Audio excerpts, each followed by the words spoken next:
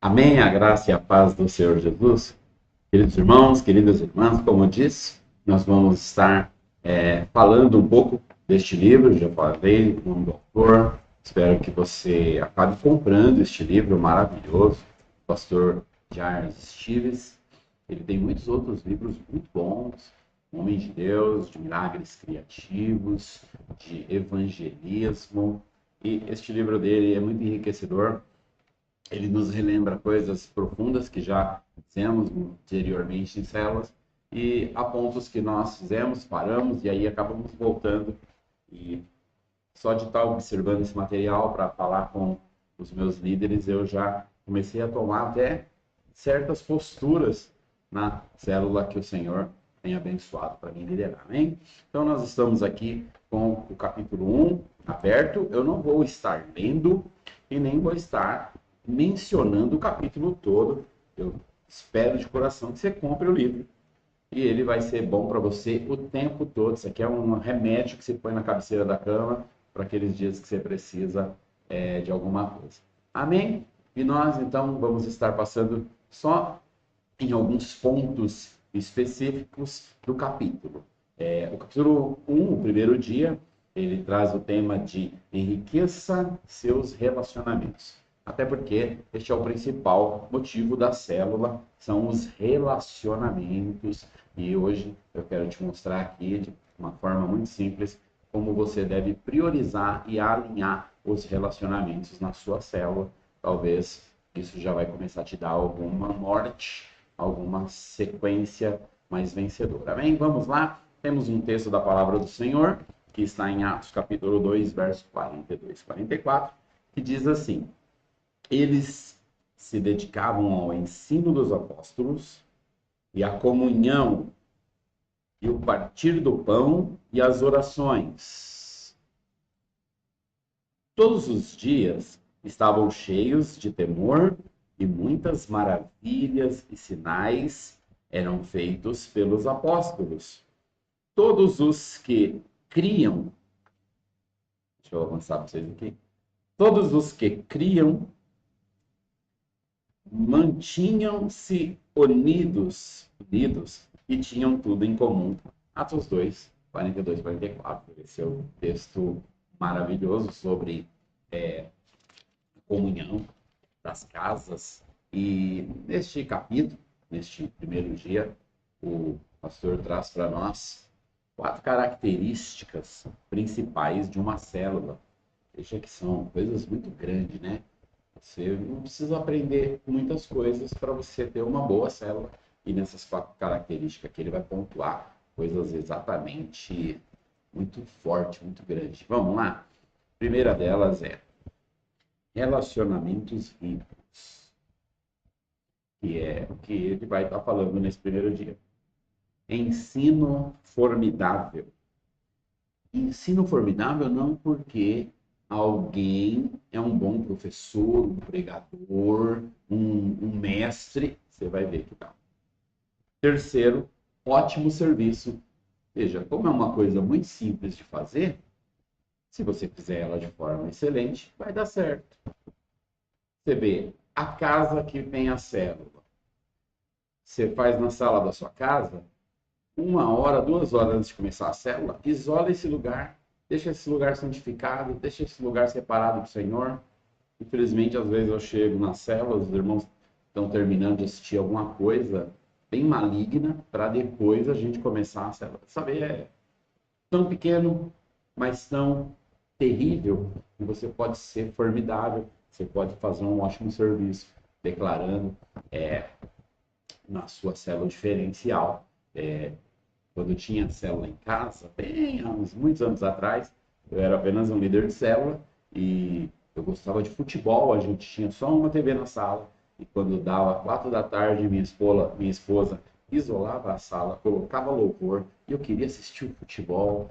E olha, meus irmãos, eu não assistia mais futebol de sábado, porque a sala era do Senhor depois das 4 e eu respeitava muito aquilo, lembro que eu ficava muito afim de assistir. Eram outros tempos, não tínhamos celulares como hoje, não tinha essas coisas, tecnologias não era tanto assim, mas a nossa célula era poderosíssima. porque quando os irmãos chegavam, chegava num ambiente cheio de paz, cheio de bênção. Eu estou até falando aqui de um assunto que é lá na frente, para vocês verem que o livro é maravilhoso. Vamos lá, e por fim, multiplicação miraculosa. Bom, nesse capítulo, o pastor vai trazer essa questão dos relacionamentos, e ele pontua da seguinte maneira. Primeiro, que relacionamentos nos ajudam a ser saudáveis e santos. Saudáveis, porque você sabe, você ganha com os relacionamentos. Quando você se relaciona, você vai se relacionar 100% das vezes com uma pessoa diferente. Por mais que essa pessoa pareça muito com você, ela tem diferenças. E essas diferenças fazem ajustes, fazem com que tenhamos pensamentos diferentes, com que nos guardemos de coisas diferentes. Então, o relacionamento em si, ele já vai progredir a nossa vida em algum ponto. E por que santos?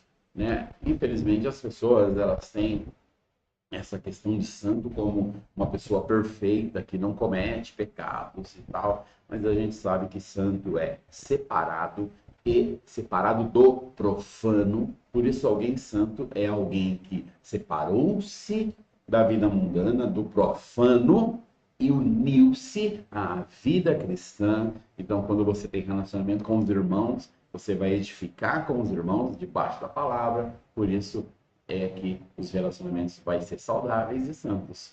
Né? Não é nada de um grupo que reúne, dobra o joelho, fecha os olhos e a partir daí todo mundo vai santificar. Santificar é muito mais que isso que muitas vezes religiosamente pregam-se e ninguém consegue cumprir. Bom, ponto 2 aqui, o pastor Jaios trazendo para a gente. Relacionamentos nos alimentam espiritualmente e emocionalmente. Então, olha aqui tremendo. Eu vou ler esse trechinho aqui do livro. Assim como o sangue traz alimento para as células do corpo, a vida de Deus vai trazer alimento ao corpo de Cristo, que está em comunhão uns com os outros. Eu tenho falado ao longo de todos os anos, desde quando eu me tornei discipulador e tentei, no máximo, treinar líderes e gerar pessoas para serem cabeças na igreja do Senhor. E eu falei para eles que a obra quem faz é Deus, nós somos apenas os mordomos, nós organizamos e montamos horários, e montamos as didáticas, e montamos, muitas vezes, apenas a proposta que alguém já fez, nós só passamos para frente, somos rebatedores da palavra de Deus, né? Não somos nem quem montamos a palavra, nós rebatemos ela. E é exatamente isso. Se você tiver uma célula que funciona como foi proposto para ela funcionar, ela vai dar certo. Não é uma capacidade, não é uma pessoa altamente capaz, não, é uma organização viva, assim como o sangue circula nas células do corpo gerando vida, as células da igreja vai gerar vida, apenas porque o sangue de Cristo circula ali, a vida de Deus circula ali. Amém. 3. Relacionamentos nos motivam. Você sabe, relacionamentos nos motivam de duas maneiras. Primeiro que os relacionamentos podem estar sendo para você desafiadores, te deixando afim, te deixando querendo mais, te ensinando, te desafiando, te colocando propostas para você seguir em frente. Isso é muito bom. Só que muitas vezes, em tempos de crise, principalmente, ou das pessoas, ou de você propriamente, os relacionamentos de motivação talvez podem se tornar mais um peso do que uma motivação. Só que o lado maravilhoso do relacionamento não é que você, quando está em baixa, vai ter crise como desafio. Não, porque você tem um relacionamento. Então, quando você está em baixa e está se relacionando, automaticamente o seu estado de baixa vai participar do relacionamento. Essas pessoas vão estar preocupadas com você, vão estar orando por você, vão estar a fim de ver você bem e seja lá como for, você vai acabar sendo abençoado. Não tem como você estar perto de alguém vivo diante de Deus e não ficar vivo. Só se você se afastar definitivamente e ir se afastando, evitando, aí sim a morte pode chegar e te levar. Mas os relacionamentos, eles são poderosos por isso, porque eles motivam ou você para ir para ganhar, ou eles a motivação dos relacionamentos vai ser você sair dessa crise e retomar a sua caminhada. E por fim, quarto lugar aqui, o pastor escreve aqui no livro que relacionamentos reavivam a chama da fé em nós. Então, por que esses relacionamentos vai reavivar a chama da fé? Porque essa célula que se relaciona está falando a palavra de Deus. Nós vamos estar vendo isso lá na frente, mas não tem como deixar para falar só lá na frente. Se a palavra de Deus está sendo entregue para que esta célula coloque ela ali no dia específico, e isso está acontecendo, não tem como dar errado. Então, pessoas, independentes de como estiverem, vão receber a palavra de Deus e vão fluir no Espírito Santo.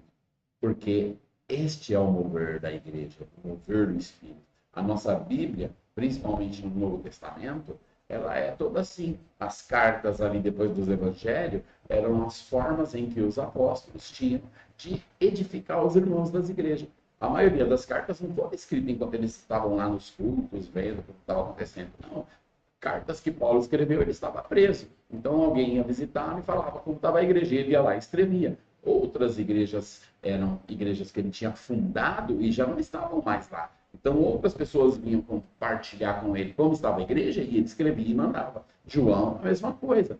Então, enfim, quando nós pegamos a palavra no culto de domingo, nós temos que crer que essa palavra é poderosa, é de Deus. É uma palavra que é uma chama viva e enche da fé. Então nós temos que ir para as nossas células, levar essa palavra com a maior paixão, amor, entrega. Isso nós vamos ver mais para frente.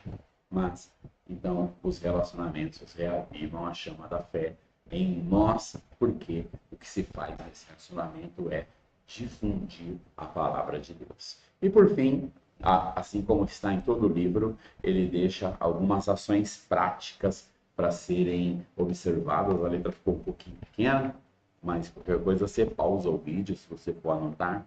Mas ele coloca duas posições aqui de ações práticas.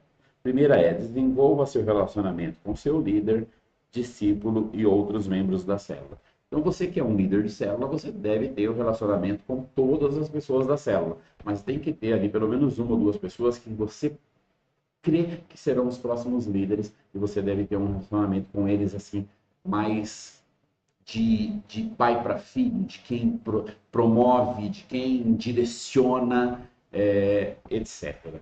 E a segunda dica aqui dele é: tire um tempo para visitá-los e sair juntos esta semana.